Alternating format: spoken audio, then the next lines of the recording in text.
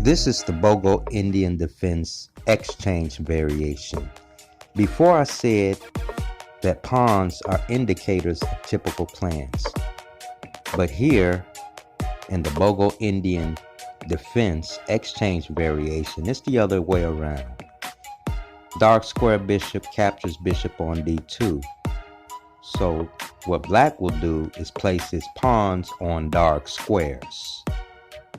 Black plays an early e6 to e5 to provoke white to play his d4 pawn to d5. This is the very first pawn break in the BOGO Indian defense. In this game, black's plan is different.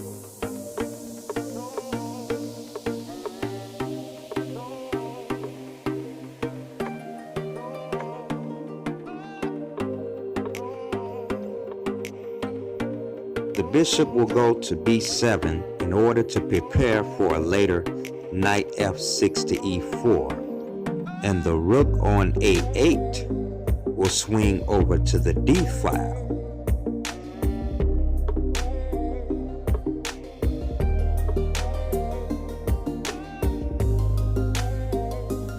The knight's leap to e4 will make way for the queen to go to f6. Followed by e6 to e5. So black's game here is more flexible.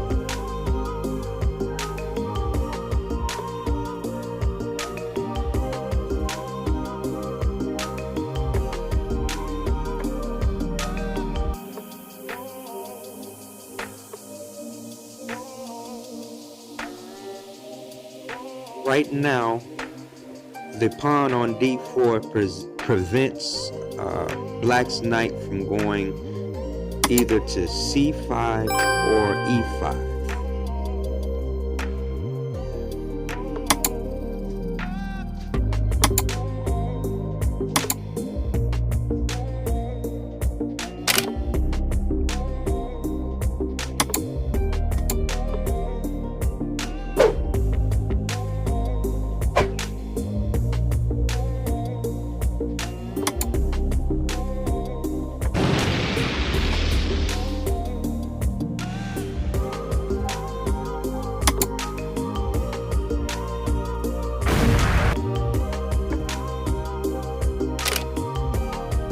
Here, white poses a serious threat on black's center. The pawn on e5 is being hit twice by two attackers.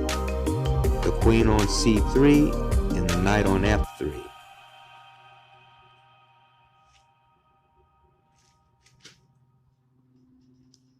And the rook on d1 threatens the knight on d7, which is one of the e5 pawn's defenders. Yet black has one simple solution.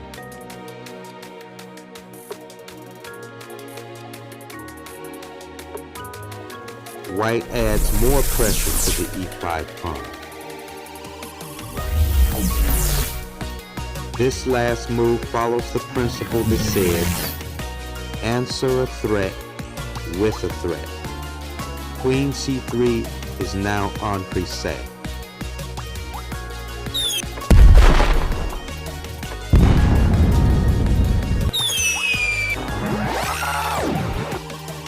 Now the smoke has cleared, and the endgame for black is all laid out. The focus is on queenside play. The king on g8 will race to the queen side to aid in the defense of the pawns in hopes of creating a pass pawn.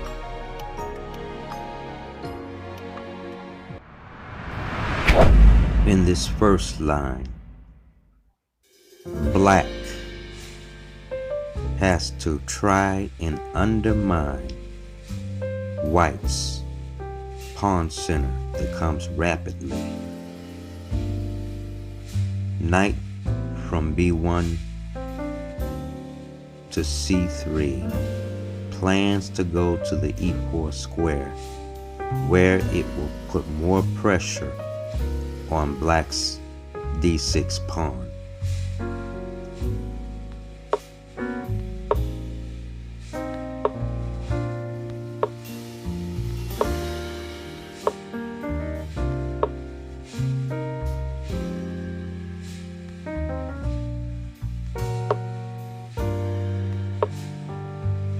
Tempo.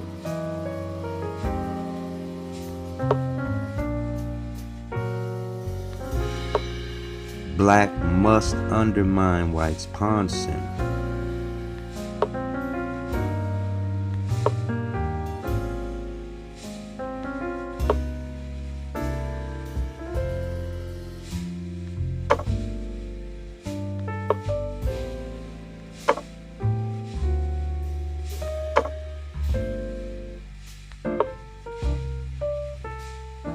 Right now, white has 3 attackers on the d6 pawn,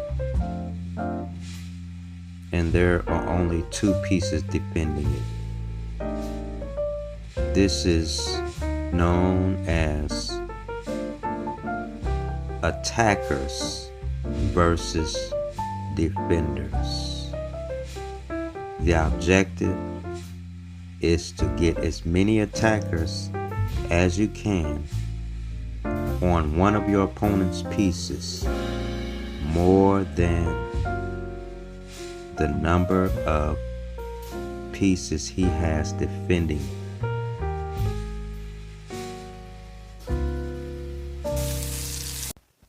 In this line, white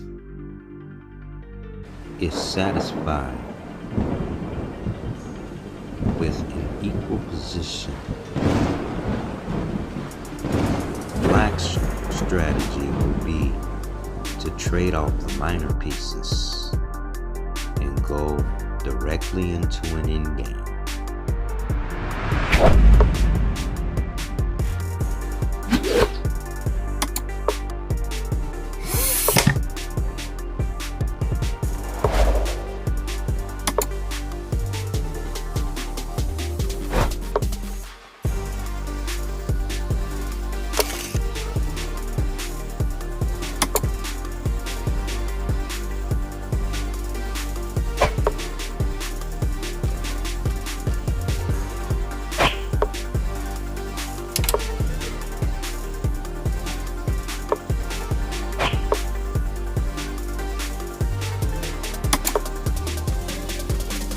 This is where the trades begin.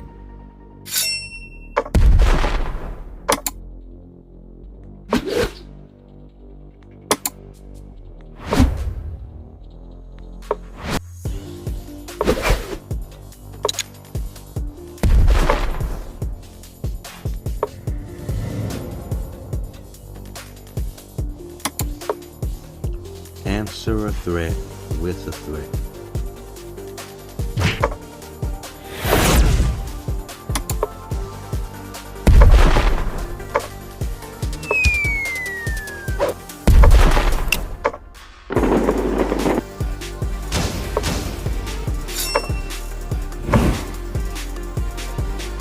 Now what we have is 2 rooks for each side. One side has a bishop and the other a knight.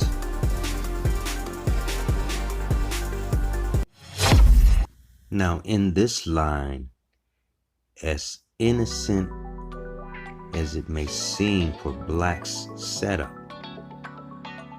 turns out to be very dangerous for White.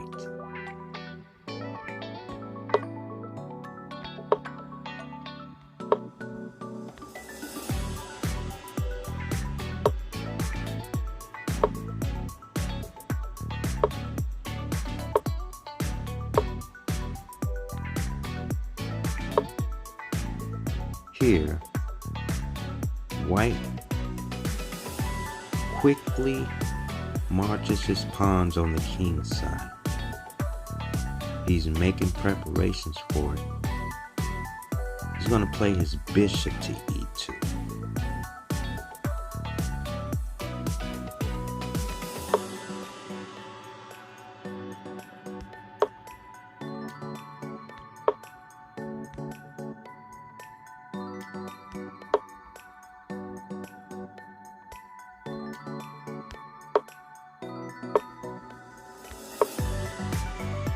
This knight will later be deployed to e6 via c7.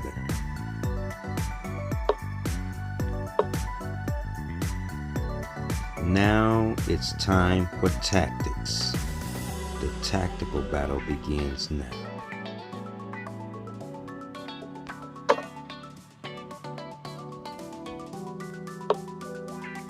In this line, not only is e7 to e5 played, but Black will also jettison the d pawn to d5 later.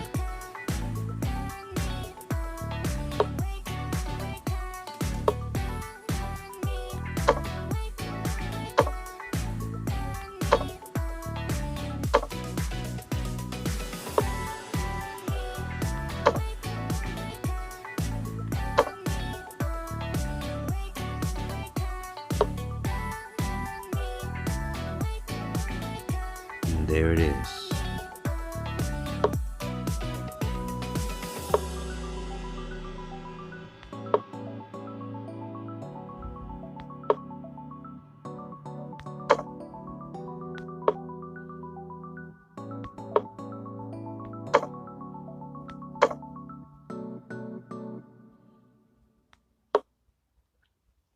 Capturing knight f3, one of the defenders of the pawn on e5, will allow bishop g7 to capture the pawn on e5 as well as the pawn on b2.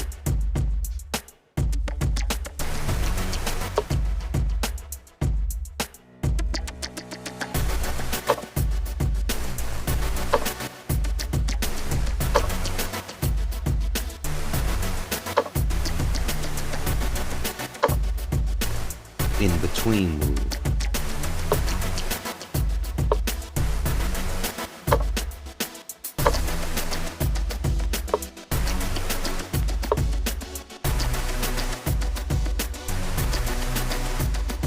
Okay, here's my evaluation. The king is exposed on the second rank on d2. Both the D and the B files are open for Black's rooks. The knight on e6 is hitting 4 key dark squares: g5, f4, d4, and c5.